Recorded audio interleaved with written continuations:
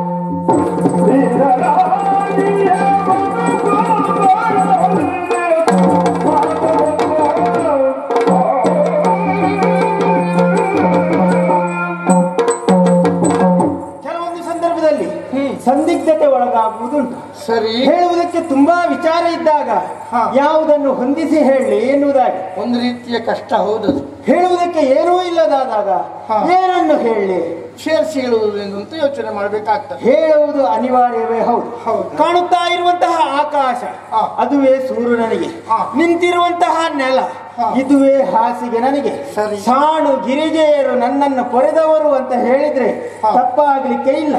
ಒಟ್ಟಾರೆಯಾಗಿ ಹೇಳಬೇಕು ಅಂತ ಆದ್ರೆ ನನ್ನ ಹೆಸರು ಮಾರುತ, ನಾನೊಬ್ಬ ಅನಾಥ ಸ್ವಾಮಿ. ಅನಾಥ ಎನ್ನುವ ಶಬ್ದ ಆಡಬಾರ್ದು. ಈ ಪ್ರಪಂಚದಲ್ಲಿ ಎಲ್ಲರೂ ಒಂದು ದೃಷ್ಟಿಯಿಂದ ಅನಾಥರೆ. ಒಂದು ದೃಷ್ಟಿಯಿಂದ ಹೇಳಿದ್ರೆ ಯಾರೂ ಅನಾಥರಲ್ಲ. ಯಾಕೆ ಕೇಳು? ಈ ವಿಶಾಲವಾದಂತಹ ಪ್ರಪಂಚದಲ್ಲಿ ಕಣ್ಣಿಲ್ಲದವರಿದ್ದಾರೆ, ಕಾಲಿಲ್ಲದವರಿದ್ದಾರೆ, ಕೈ ಇಲ್ಲದವರಿದ್ದಾರೆ. ಆದರೂ ಬದುಕುವ ಪ್ರಯತ್ನ ಮಾಡ್ತಾರೆ. ಯಾಕೆ? ನಮ್ಮನ್ನು ಹುಟ್ಟಿಸಿದಾತ ಒಬ್ಬ ಇದ್ದಾನೆ. ಪಡೆಯುವವನು ಅವನೇ, ಕೊಡುವವನು ಅವನೇ ಅಂತ ಭಾವಿಸಿಕೊಟ್ಟು ಅವನಿಗಾಗಿ ಆದರೂ ಬದುಕಬೇಕು. ಹುಟ್ಟಿ ಬಂದಾಯ್ತಲ್ಲ ಅಂತ ಯೋಚನೆ ಮಾಡಿ ಬದುಕುವ ಪ್ರಯತ್ನದಲ್ಲಿರ್ತಾರೆ.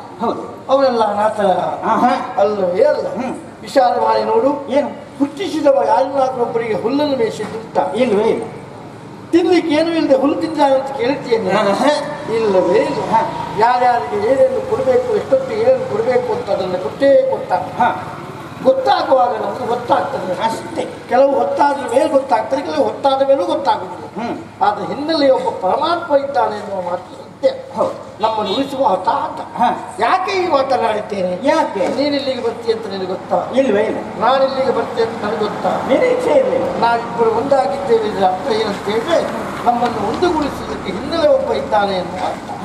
ಈ ಪ್ರಪಂಚದಲ್ಲಿ ಎಲ್ಲವೂ ದೇವರ ಅನುಗ್ರಹದ ಯಾವ ಒಂದು ಹುಲ್ಲು ಕಟ್ಟಿಯೂ ಅಲ್ಲಾಡುತ್ತದೆ. ಯಾಕೆ ಈ ಮಾತನಾಡಿದ್ದೀರಿ?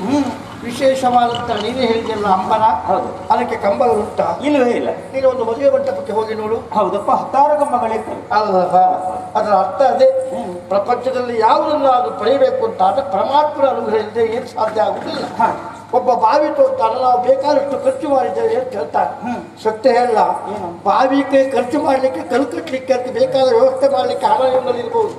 ನೀರು ತರಲಿಕ್ಕೆ ಇವರಿಗೆ ಆಗ್ತದೆ. ಕೊಡುವಳು ಜಲದೇವತೆ ಅಲ್ವಾ, ಅವಳಲ್ಲಿ ನೀರು ಕೊಟ್ಟಿದ್ರೆ ಆ ಬಾವಿಗೆ ಮತ್ತೆ ಕಸ ಹಾಕ್ಲಿಕ್ಕೆ ಆಗ್ತದೆ ಬಿಟ್ಟು ಮತ್ತೆ ಏನು ಆಗುದಿಲ್ಲ.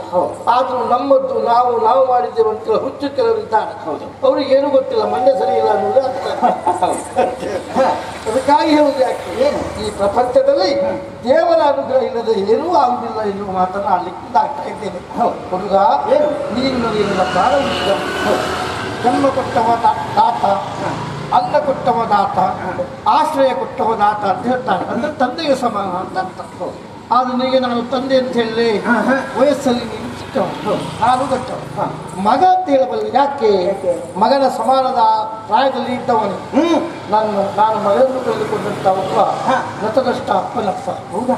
ಆ ಕಾರಣ ನನಗೆ ಕೊಡಬಲ್ಲದ. ಇನ್ನು ಮುಂದೆ ನನ್ನ ಮನೆಯ ಮಗನಾಗಿ, ನನ್ನ ಮನೆಗೆ ದಳಪತಿಯಾಗಿ ನೀನು ಇರಬೇಕು ಎನ್ನುವ ಆಸೆ. ಹೌದಾ? ಅಷ್ಟೇ ಅಲ್ಲ, ನೀನು ಅನಾಥ ಅಲ್ಲ. ನಿನಗೆ ಕೊಡುವ ಹುದ್ದೆ ಯಾವುದು ಬಲ್ಲೆಯ? ನೀನೊಬ್ಬ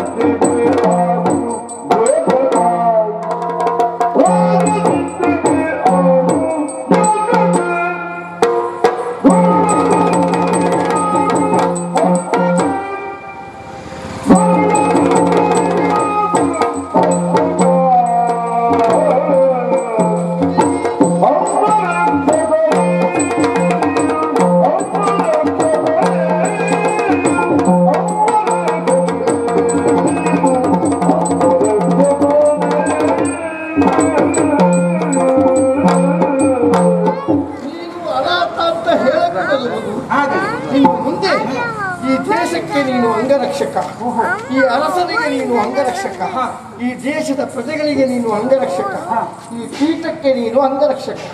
ಒಟ್ಟಾರೆ ಹೇಳುದಿದ್ರೆ ನಮ್ಮ ನಾಡಿಗೆ ನೀನೊಬ್ಬ ಅಂಗರಕ್ಷಕ. ಈ ದೇಶದಲ್ಲಿ ಯಾರು ನಿಜವಾದ ಅಂಗರಕ್ಷಕ ಎಂದು ನಿರೀಕ್ಷೆ ಇದ್ರು, ಆ ನಿಜವಾದಂತ ಅಂಗರಕ್ಷಕ ನೀನಪ್ಪ. ನೀನು ಅಂಗರಕ್ಷಕನಪ್ಪ, ಅಂಗರಕ್ಷಕ. ನಿಮ್ಮ ಮಾತುಗಳನ್ನು ಕೇಳಿ ಬಹಳ ಸಂತೋಷ ಆಗ್ತಾ ಉಂಟು. ಸರಿ, ನನ್ನಲ್ಲಿ ಇದ್ದಂತಹ ಅನಾಥ ಪ್ರಜ್ಞೆ ಎನ್ನುವುದು ಇವತ್ತಿಗೆ ತೊಲಗಿ ಹೋಯಿತು. ಇವತ್ತು ನಾನು ಸನಾತನಾಗಿದ್ದೇನೆ ಎನ್ನುವಂತಹ ಸಂತೋಷ ನನ್ನಲ್ಲಿ ಉಂಟು. ಸರಿ, ಆಗಲಿ ಸ್ವಾಮಿ. ಅನ್ನ ವಿಕ್ಕಿದ ಮನೆಗೆ ಬೆಳಕಾಗುವೆನು ರಾಯ, ನಿನ್ನ ಕಷ್ಟಕ್ಕೆ ನಾ ಭುಜವಾಗುವೆನು ರಾಯ. ನಿಮ್ಮ ಅಂಗರಕ್ಷಕನಾಗಿ ನಿಮ್ಮ ಜೊತೆಗೇ ನಾಯಿತೆ. ದೇಶ ಸೇವೆ, ಈಶ ಸೇವೆ, ಜನರ ಸೇವೆ, ಜನಾರ್ದನ ಸೇವೆ. ದೇಶಕ್ಕಾಗಿ ಜೀವನ